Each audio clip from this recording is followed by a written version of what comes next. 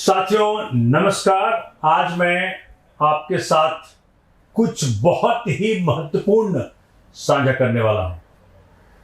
Corona काल में चंद लोगों ने गिद्ध की भांति काम किया है। दुखी लोगों से, मजबूर लोगों से नाजायज फायदा उठाया है, गैर कानूनी और ऐसा काम किया है जिससे कि मानवता शर्मसार होती है। दवाइयों के नाम पे लूट की है। सरकारें तो पकड़ रही हैं उनको, लेकिन जो वो घृणित काम कर रहे हैं वो मानवता को शर्मसार कर देने वाला है। उसको लेकर के मैं आज आपसे बात कर रहा हूं।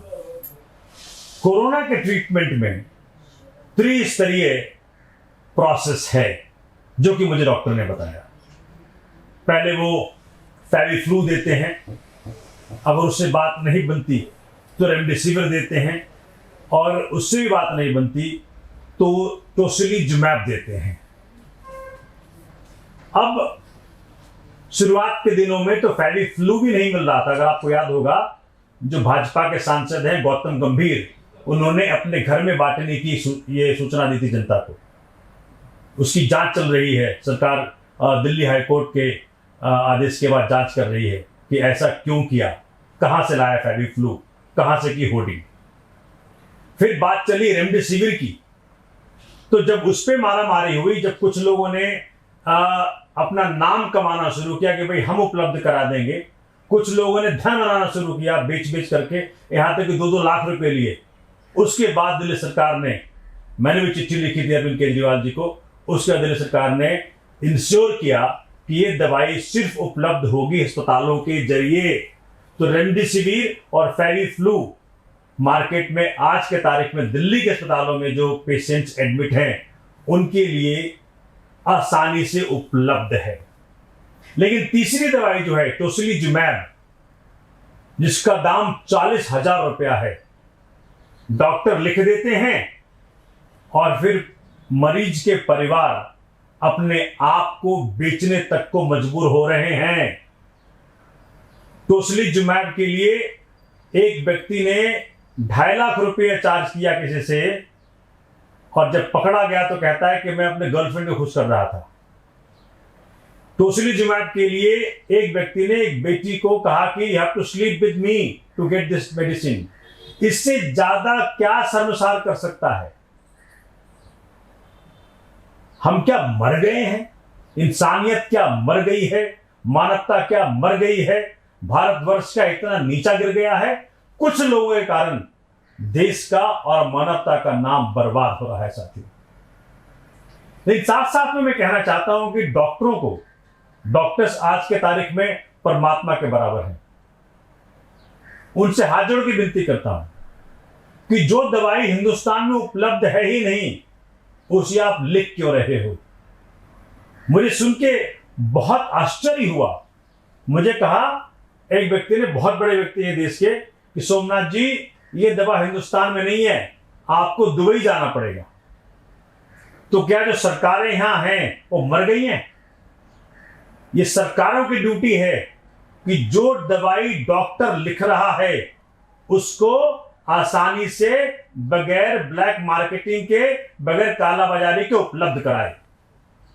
ये ड्रग कंट्रोलर की ड्यूटी है कि वो दवा मार्केट में आसानी से उपलब्ध हो,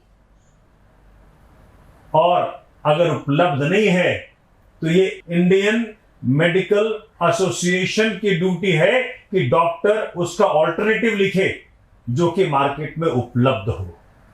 वो दवा लिखते ही क्यों हैं जो मार्केट में है ही नहीं? गरीब अपनी इज्जत बेच रहा है, गरीब अपना मकान बेच रहा है, गरीब अपना जमा पूंजी सब खर्च कर रहा है इस दवा के लिए। तो मैं हाथ जोड़ के विनती करता हूं सरकारों से और इंडियन मेडिकल एसोसिएशन से और डॉक्टरों से कि कृपया करके, अगर यह दवा कोरोना के मरीजों की जान बचा सकता है, तब तो आपकी ड्यूटी है कि आपको इसको जहां से पैदा करना हो करो। ये आपकी ड्यूटी है। ये आम आदमी की ड्यूटी नहीं है कि उसको ढूंढे, अपना घर बेचे, अपना परिवार बेचे, अपना इज्जत आबरू बेचे। ये सरकारों की ड्यूटी है जो आज कान में तेल डाल के सो रही है, उसकी ड्यूटी है कि डॉक्टर के द्वारा लिखा गया दवा जनता को उपलब्ध हो। यह आपकी ड्यूटी है, उपलब्ध कराइए। आज गरीब बढ़ रहा है आपके निष्क्रियता के कारण। यह दवा क्यों नहीं उपलब्ध है?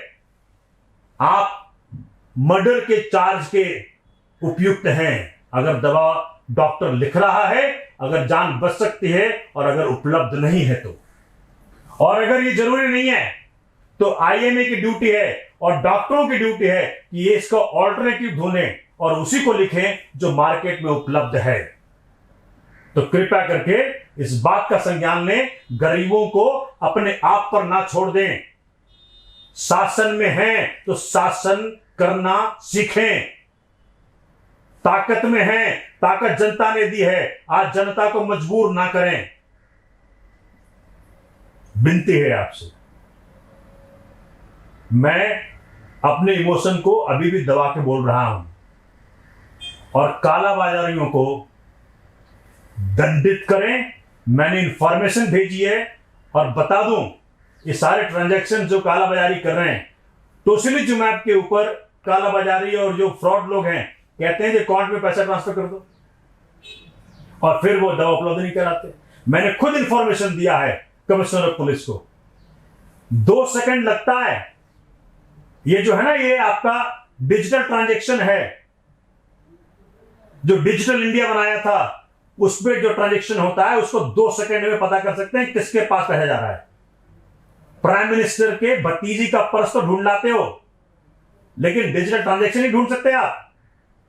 तो जाइए और जनता के सेवा में लगिए। हम भी लगे हुए हैं, 24 घंटा कर रहे हैं और सिस्टम की नपुंसकता है कि मुझे 24 घंटा काम करना पड़ रहा है। इसलिए कृपया करके जो ड्यूटी मिली है उसको करिए और ना करते हैं तो निकल जाइए यहां से। एक एक पैसा जो कालाबाजारियों ने निकाला है डिजिटल ट्रांजैक्शन में, एक क्षण लगता है आपको ट्रैक करने में। ट्रैक करिए, पकड़िए, जनता को हवाले करेगा। आपसे नहीं समझता तो जनता बताएगी क्या मतलब होता है कालाबाजारी का। और अगर नहीं कर रहे हैं तो आप इसमें हिस्सेदार साबित हो रहे हैं, इस कालाबाजारी में हिस्सेदार साबित हो रहे हैं, चाहे वो पुलिस में हो, चाहे पॉलिटिक्स में हो, चाहे ब्यूरोक्रेसी में हो। या तो पकड़ो या हम यही समझेंगे कि आप भी इसका हिस्सा हो। जनता को मजबूर मत करो। जनता आज घुटनों पे है, लेकिन जिस वक्त संभलेगी इसका बदला लेगी। धन्यवाद। जय हिंद, जय भारत।